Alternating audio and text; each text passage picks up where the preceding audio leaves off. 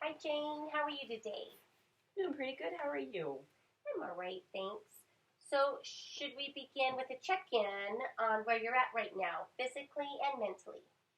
Okay. Physically, I'm doing a little better. Doing a little better than last time,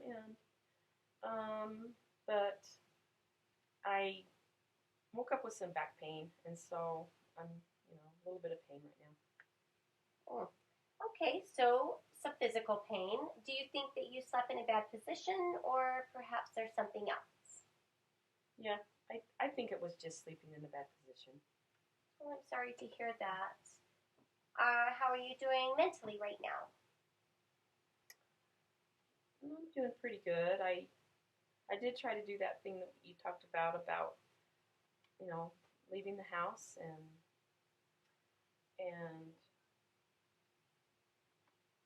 but that experience didn't turn out so well. It was actually a complete failure. Oh no. Do you mind telling me what happened? Well, I decided to go to the park, and it was a good day to do that because it was my day off, and it was really nice outside, and Mom had taken care of everything at home, and so I decided that I should go and, be somewhere other than my living room. So I went there, and the second I went there, of course, I see the kids playing, and I instantly think that I'm a failure as a mom, that I'm unfit. And that was just the end of that. Well, that sounds like quite a difficult experience for you. Yeah. Well, it's fantastic that you took that initiative. Yeah, well, I am trying to do that other thing you talked about and trying to live in the present.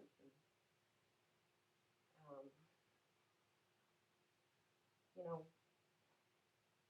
but just seeing that sight of the kids playing in that just really threw me, and really made me feel like a failure again.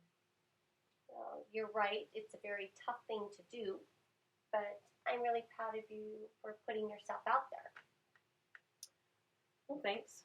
It's a pretty basic thing to do, though. You'd think I would be able to do it. Why do you say that? Well, because normal people do that sort of thing all the time. And the fact that I can't is just proof that, that I am a failure. Okay, so I hear that you're having a lot of hot thoughts about going to the park.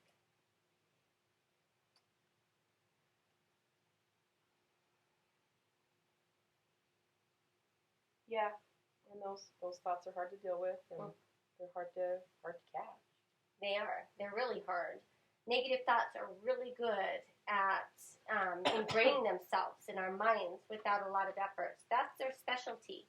So let's unpack these thoughts. Okay. Okay. So do you remember some of the thought traps that we talked about last time? Yeah.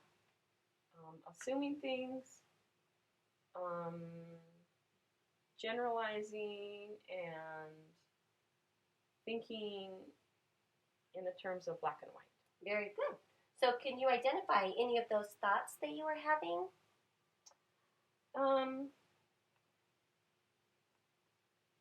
Yeah.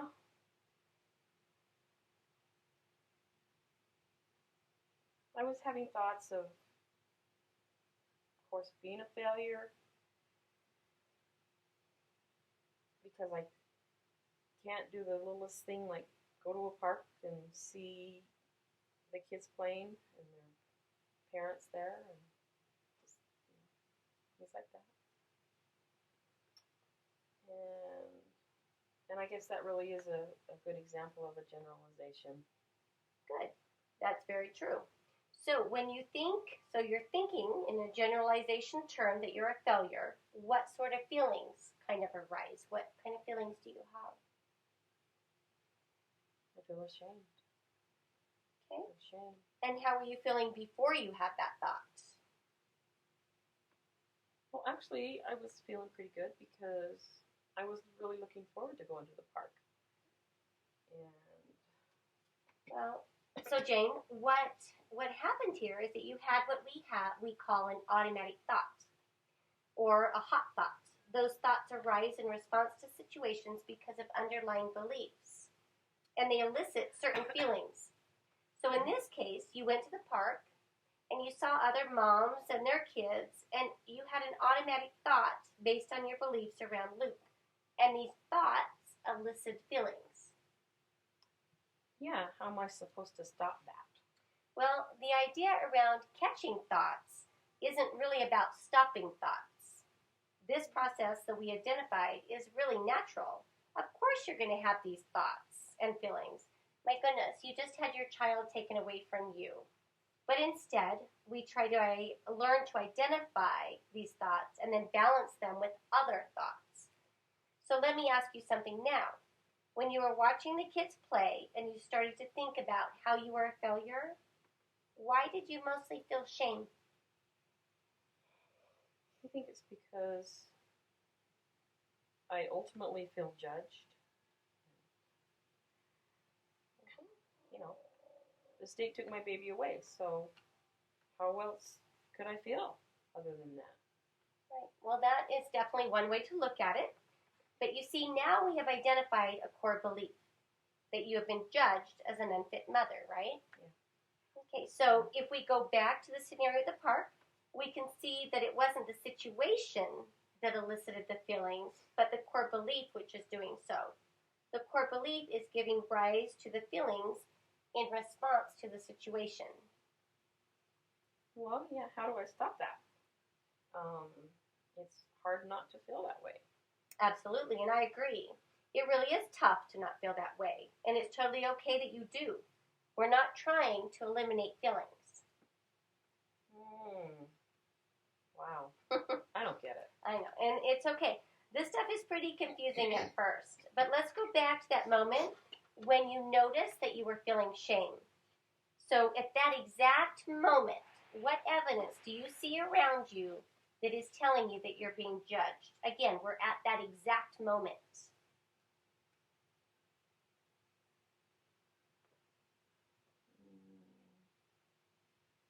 Well, I think it's just the memory that I have about when I took Luke to the hospital and, you know, and having the police burst in and take my son and the court dates and on and on, you know. Yeah, so the situation reminds you of a past experience. But do you see anything around you right now, right immediately? Well, no, but the state. Are they sitting right next to you at the park? Oh, no. So in that moment, who or what is judging you? It's myself. Okay, so, and you're judging yourself for what? For a situation in the present or in the past? Well, it's in the past, but I relive that past every single day. The thoughts and the feelings. Well, it's very true that we can't change the past, but we don't find peace by staying in the past, only by staying in the present and being future orientated. So what if you could make space for the past while yet acknowledging the present?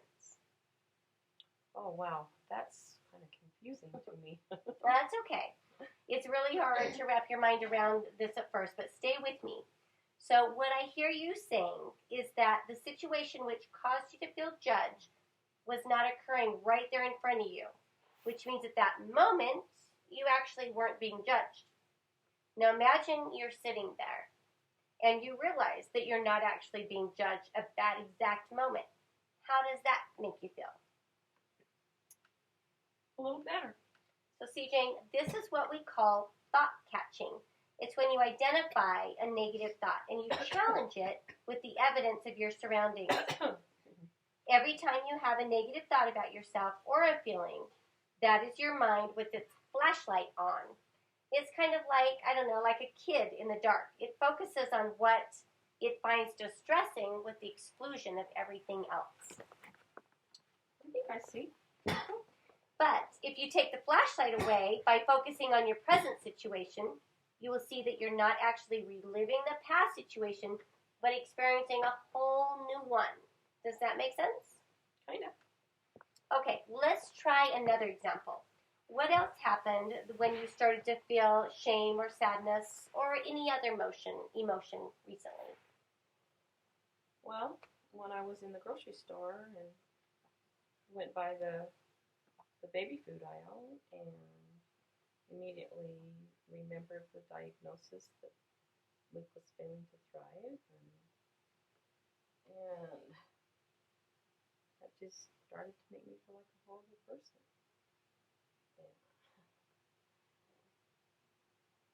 And I didn't know that I was feeding him poorly or improperly, and I thought I was making good food choices. But because of the diagnosis, then it's pretty obviously that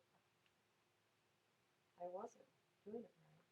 Well, you know what? That's a lot of emotions. And I appreciate you sharing that with me.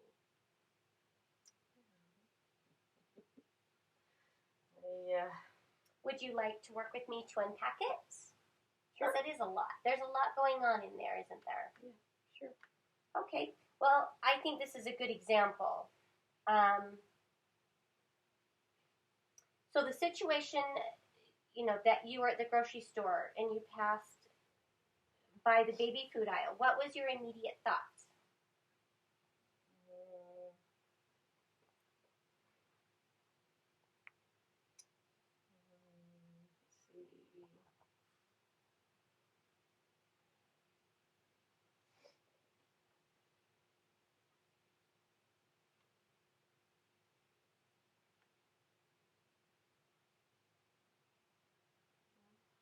Just that I was a failure, and that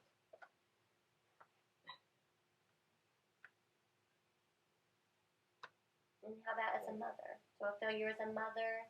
Yeah, like I was an unfit mother. Okay. All right. Let's take that.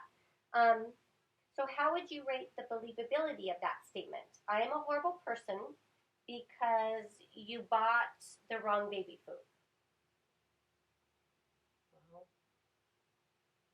that seems ridiculous, I guess.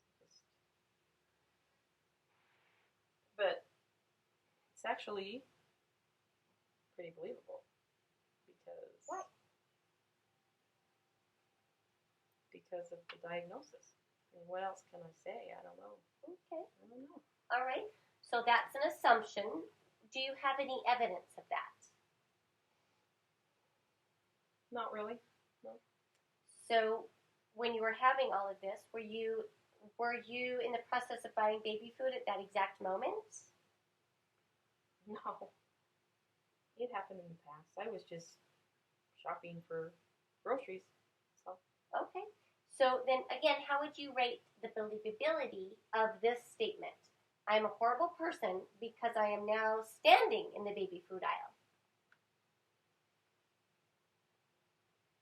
Well, that doesn't make sense. It doesn't add up. Yeah, That's it's silly. kind of ridiculous, right? Yeah. But that's what you were doing when you started to feel like a horrible person, right? Yeah. Okay. Was not the belief that you bought the wrong baby food just that as well? A belief?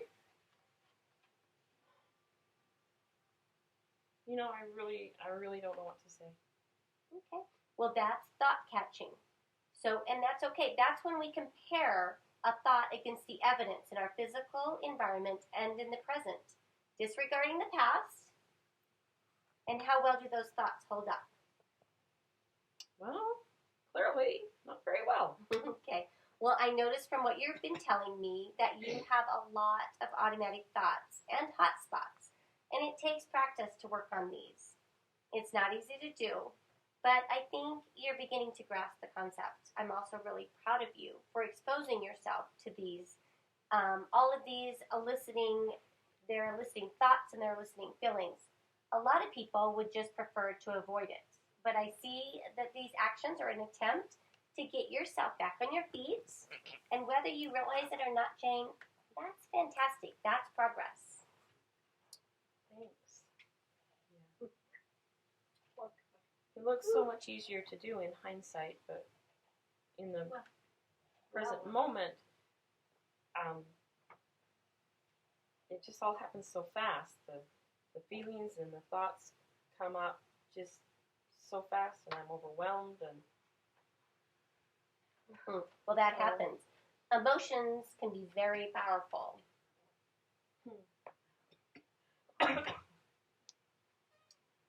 Okay, so what you're saying is I need to practice being in the present and using the present to keep the past in the past where it belongs. Very good. All right. And I will work on it. Work on it this week. I will work on it. Okay, well, I think that's great. And I would also really like to give you some worksheets. They are called thought records. And this is so you can work on your thoughts and feelings, identifying underlying beliefs when hot thoughts arise. Would you like to do this?